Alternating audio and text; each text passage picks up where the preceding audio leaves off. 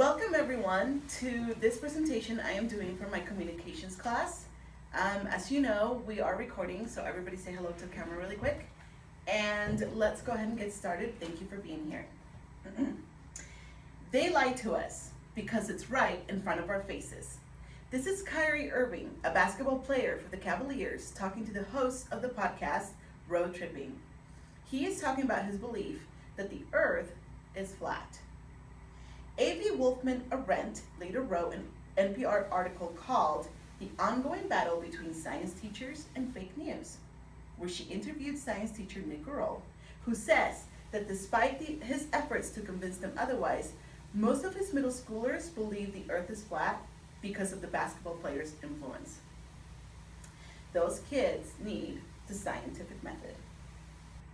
The scientific method is a logical process that lets scientists learn about the world around them. Applying this type of thinking to our own lives can help us make informed decisions about the ideas that are presented to us each day. In my presentation today, we're going to talk about A, what is the scientific method, because let's be honest, we need a refresher, and B, why it's important to implement it in our own lives. There's a Pinterest board dedicated to teaching the scientific method in a fun way. It's full of colorful posters, ideas, and creative little experiments, all designed for ages 8 or 9. Unless you continue taking lots of science classes throughout your school years, 4th grade was probably the last time you had a really good, thorough lesson on what the scientific method is. So let's have a quick review.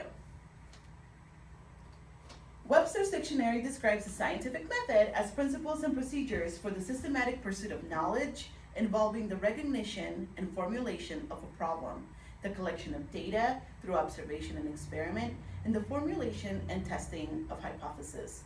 Or in list order: observation, hypothesis, experiment, and recognition.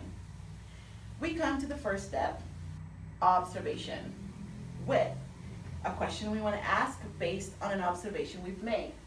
So for example, when I look into the horizon, it rises to meet eye level, so it looks like the earth is flat.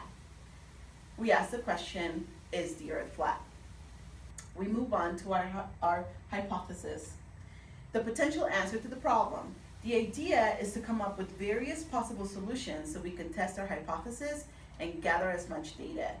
You make predictions and educated guesses. For example, if the earth is flat, then I predict it must have an end along with an edge at the end of it. Then we want to experiment with our hypothesis. We come up with ways to test by performing procedures to prove or disprove our hypothesis. For example, my experiment will be the following. I'm going to watch a ship sail off. 1, it should not disappear in the horizon. 2, if it does, that ship should never come back because it fell off the edge of the earth. Last, recognition.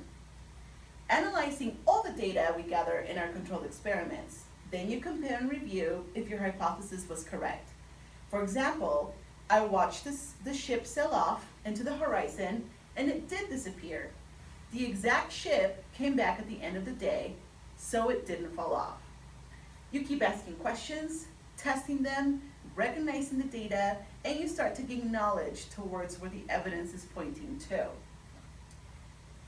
So we got a refresher course on what the scientific method is. Now it's time to examine why it's important and how we can apply it to our everyday observations.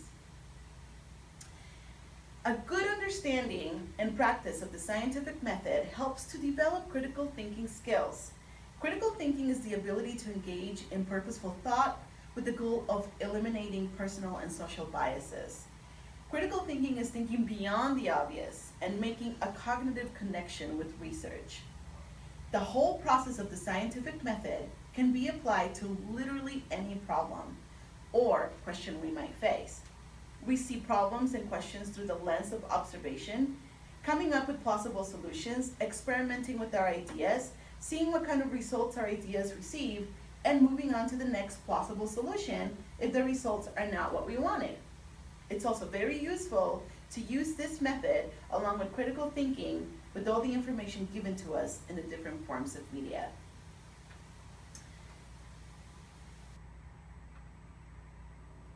We reviewed what the scientific method is by going through the process. In our own personal lives, we can follow the scientific method to help us answer our own questions or find solutions to a tricky problem. We can also practice critical thinking when reading or viewing anything that we pick up from the media. The logical process of the scientific method can help us make better informed decisions on what ideas we're going to accept as truths. And like my great friend Richard Dawkins says, there's real poetry in the real world. Science is the poetry of reality. The end. Thank you.